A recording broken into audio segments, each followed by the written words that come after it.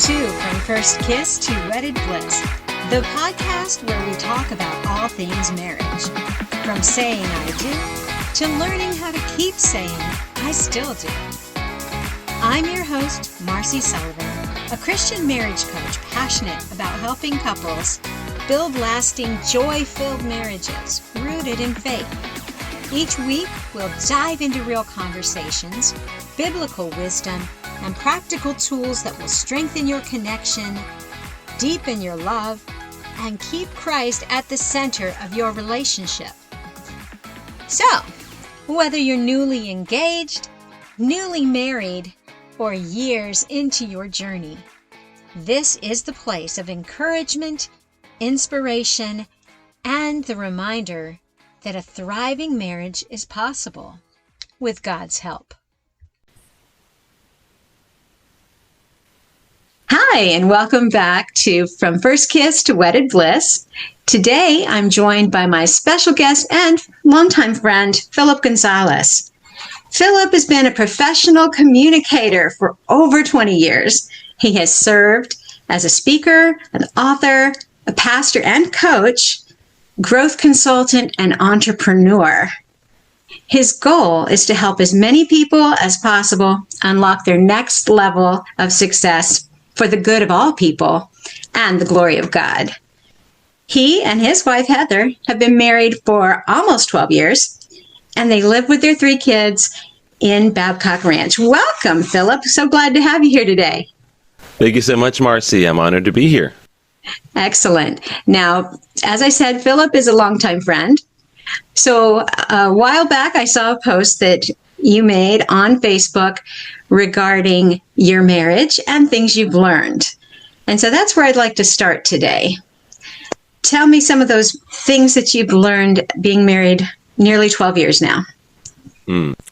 Well, I feel like anything that I could share about that, you would be able to share so much better from your amazing history too. But I'll tell you, Marcy, I think if I were to say the number one thing that I've learned in those years is to keep learning and accept that there's not some point when we arrive and check the box and say, I've got marriage figured out, but rather have that posture of saying, there's always some new thing to discover together.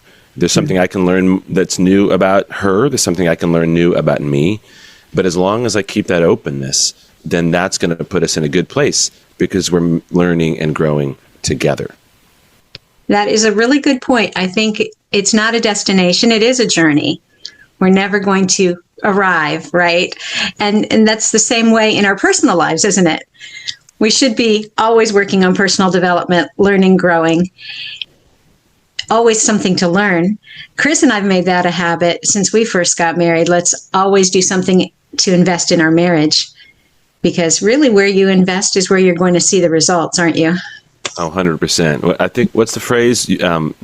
Things grow where they're watered or something like that. Mm-hmm. And it's interesting, things we've grown in over the years. I know that my background is in communication. That's my degree, and I have loved being able to learn and grow in that area. And if I look over the past nearly 12 years, it'll be 12 years in March, so we're still a few months away, but I'm leaning into the future. I love that. I think that focus on communication is something I'm sure you've heard so many people talk about. Some of your guests have talked about. You have. That's really served us well as we really tried our best to learn to communicate. And I like to define communication as this idea of creating shared meaning together. Because I can just talk at you, but if I don't fully know that you've understood me, then I don't really think I've communicated, and vice versa. Right. And learning through all the ups and downs, learning to do that more effectively has really served us well. That's really good. Now, do you have any thoughts on when one person in the marriage is not as invested as the other person? We all know we can't change someone else. So what are your thoughts on that? That's a great question. I know for me, one of the things I've tried to cultivate over the years is always asking why. And then once I get the first answer, ask why that and why that. There's a great story about the founder of the Toyota Motor Company. His name was Satoshi Toyoda with a D. I don't know how they changed it to a T, probably for marketing reasons. But he has this thing called the 5 whys. And a good example is, okay, you run out of gas on the side of the road. Why? Well, because you ignored the gas light. Why? Because you were in a hurry to get where you were going. Why?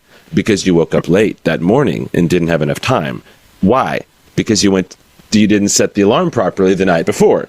Why? Because you had something going on that made you forget, and you didn't give yourself a reminder to set the alarm. So the more you ask that why, climbing back, you start to get to root causes. And so in a relationship where one party is much less invested than the other, I would say a good place to start is to start asking why, and not in an accusatory way. Why aren't you more invested in our relationship? But rather, right? I mean, because that's it. I would love to see a couple where that works well. Why aren't you this? Right? Generally not helpful.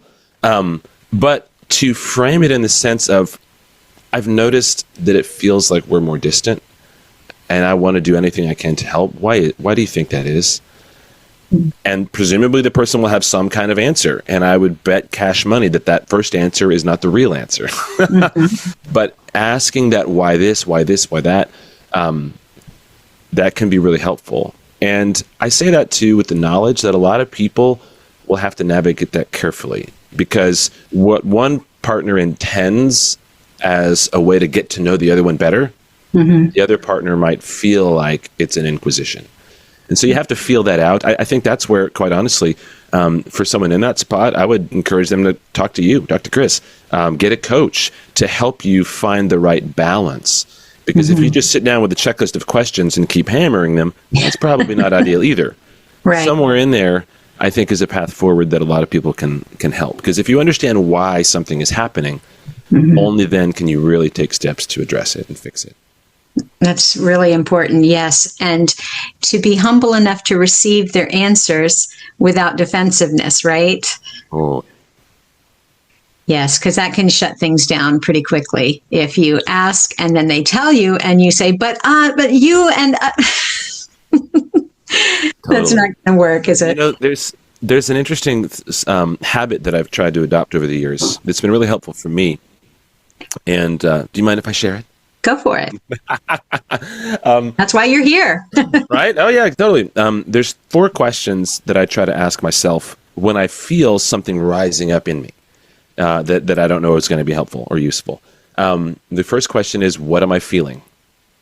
So whether this is in a conversation with my spouse and I'm starting to feel defensive, taking a moment to pause and say, okay, what am I feeling? Well, I'm feeling defensive. Okay. Second question is, why am I feeling this way? And if the answer to that is, well, they're accusing me, okay, or, well, because they just said this, okay, well, the third question is, where did this come from?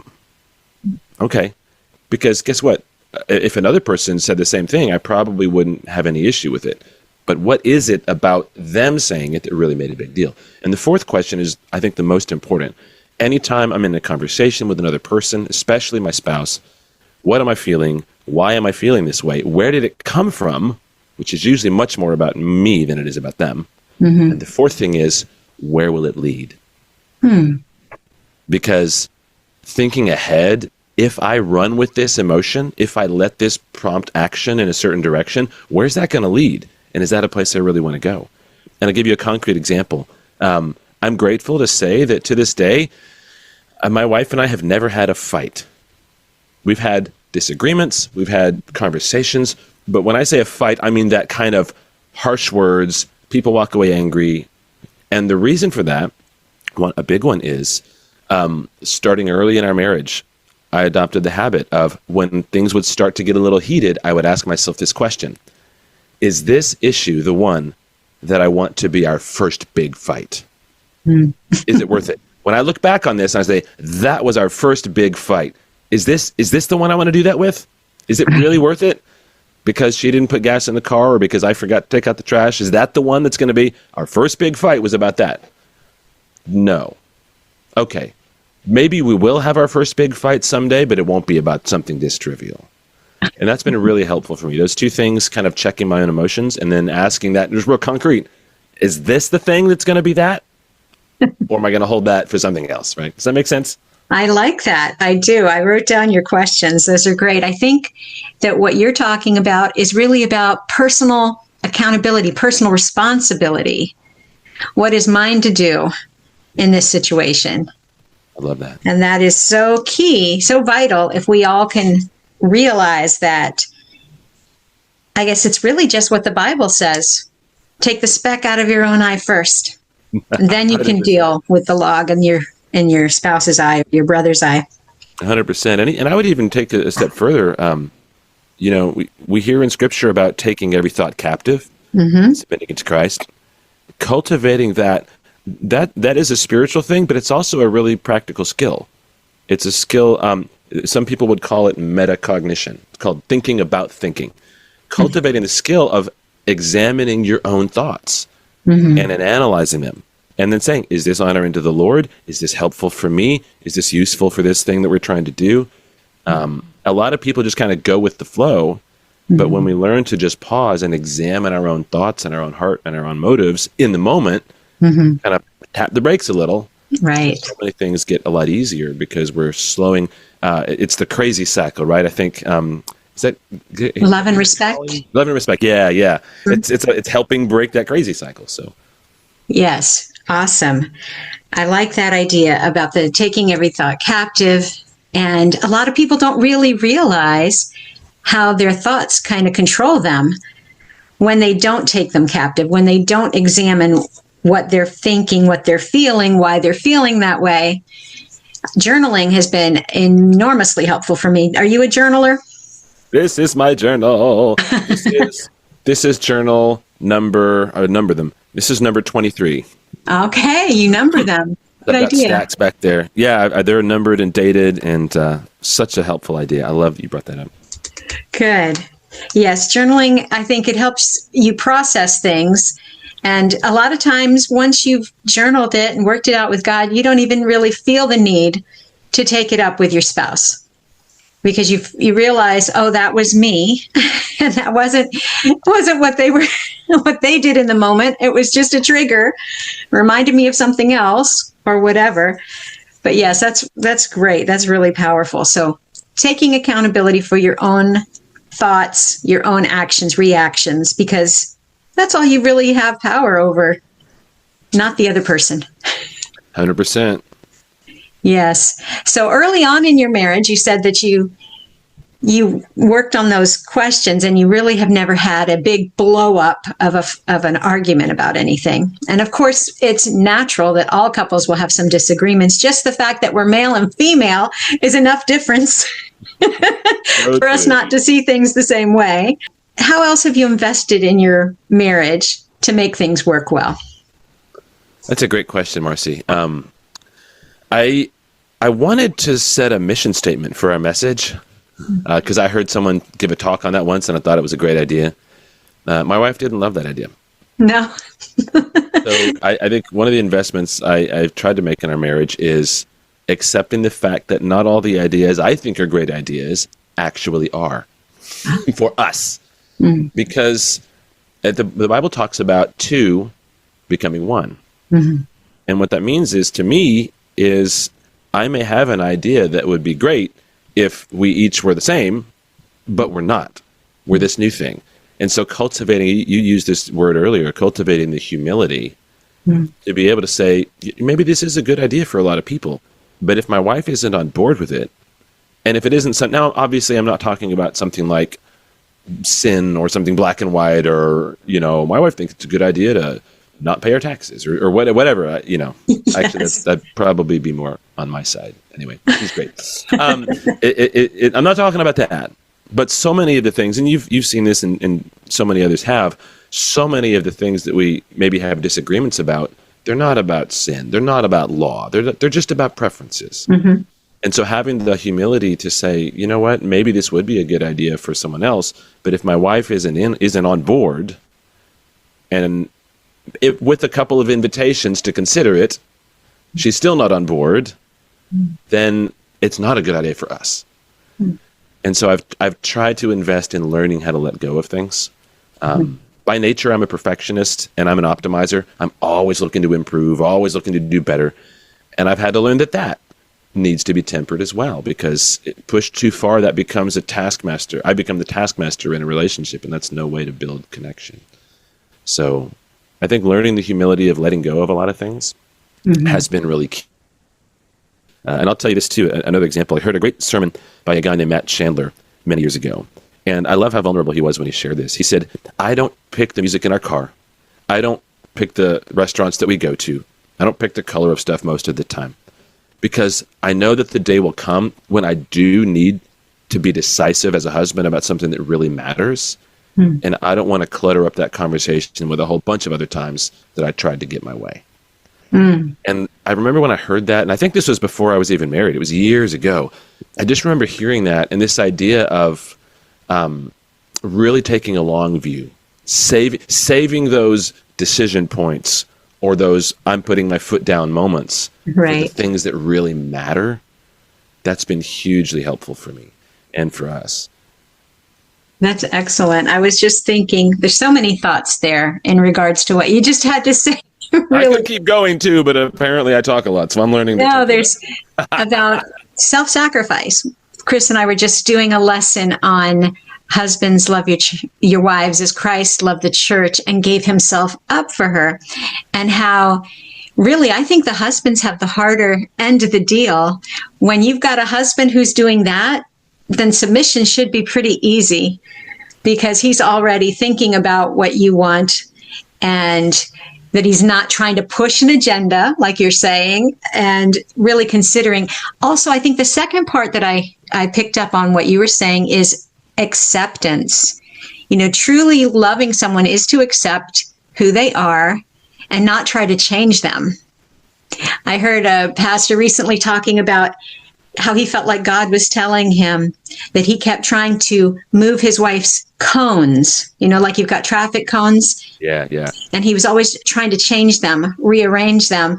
And God said, I made her who she is for a reason. And when you learn to accept those things and work with those things, you know, I can do something in you as well. And what a benefit if both spouses could do that. Accept each other as we are. That's what real love is, unconditional acceptance. I love that. You know, you talk about love. One of the things that I've really enjoyed over the years, because I am kind of wordy, and I read a lot of books, and I like that. I like exploring definitions for things, either exploring what other people have said or coming up with my own. And my favorite definition for love is simply this: love is a steadfast commitment to the greatest good of its object. And so it's a steadfast commitment. We get this from Scripture. The Hebrew word chesed is God's covenantal, unconditional, steadfast commitment, love for his people. So love is a steadfast commitment. Number two, to the greatest good of its object. Not necessarily the most fun or the most happiness or the most pleasure, but if I truly love my wife, I am committed to her greatest good. Now, I will understand that imperfectly, and I'll pursue that imperfectly. The Bible says in 1 Corinthians 13 that we see through a glass darkly or see in a mirror dimly, right? We know in part. We know these things, right? But if I want to pursue the greatest good for her, well, guess what? That's also the greatest good for me. Because if I have a healthy love for myself as the person God made me, it is good for me to learn how to seek the greatest good of another. That's becoming more like Christ. That's becoming more of the person that God made me to be. And so when I keep that focus on the greatest good, that really has been helpful. And that means, I'm not trying to change her into someone I want her to be. I'm trying to create space and support her to become the best version of who God made her to be. And I have a thing called true success, that ultimately, I believe true success is fulfilling God's purpose for your life. But in a real practical sense, what is that? True success is finding and being the best version of you for the good of all people and the glory of God. Yes. So I say, okay, I can't change her, but I can support her as she continues to grow and change into the person God made her to be. But I can only know how to support her if I observe, if I ask, if I study her. So I think it's First or Second Peter talks about husbands, live with your wives in an understanding way. And you probably heard the teaching before. That understanding is about really digging in to know who she was made, to see as best you can who she was made to be, and support her in that. That is excellent. Yes, I totally agree with all that you were saying. And I want to give you an opportunity. I know you just mentioned your True Success. Is that a program or a book? What other projects do you have going on? And are there ways that people can contact you if they would like to get help from you on anything? Absolutely. Well, the truth is, Marcy, I have a lot of started projects and a few finished ones, which is good. So depending on what someone checks out of the podcast, the best way is always to just go to my website at phillipgonzales.com. And I have things available there that people might find helpful in their journey, whether it's in business or family or faith. Phillip Gonzales, PhIllip, last name Gonzales, GONZALES.com. So that's the easiest way to get in touch, and I love connecting with folks. Okay, thank you. Before we end our interview today, I always like to focus on one thing, and I know we've talked about a few things that you have practiced in your marriage, but one thing intentional that you do on a regular basis to strengthen your relationship. Oh man, that's a great question. Well, I make her coffee every morning. No, I actually, because all joking aside, if I could say one thing, be intentional about blessing your spouse in the ways that matter to them, especially the little things, consistently. So what that looks like in our marriage, every morning I make the coffee and pour her a cup. Every evening she loads my toothbrush right before we go to bed. And it's these little routines, these little rhythms of saying, hey, anyone can, do a heroic effort and do something amazing every once in a while. Right. But the healthiest relationships I've seen are the ones that do the little things consistently. And that would be my encouragement to anyone who wants to have their relationship grow from first kiss to wedded bliss. That's awesome, Phillip. Thank you. I really appreciated our time, and I totally agree with you. Those little investments daily really do add up, rather than those big, we're going to go for a week away kind of thing. Those are all nice, but if you're not doing the day-to-day stuff, it kind of falls flat. So, all right. I appreciate your time, and I look forward to maybe another talk in the future. Love to. Thank you for having me. Thanks for joining me on From First Kiss to Wedded Bliss. If today's episode encouraged you, share it with a friend, and be sure to subscribe so you never miss an episode. For more resources and coaching to strengthen your marriage, visit marcysullivan.com. Until next time, keep Christ at the center and keep choosing love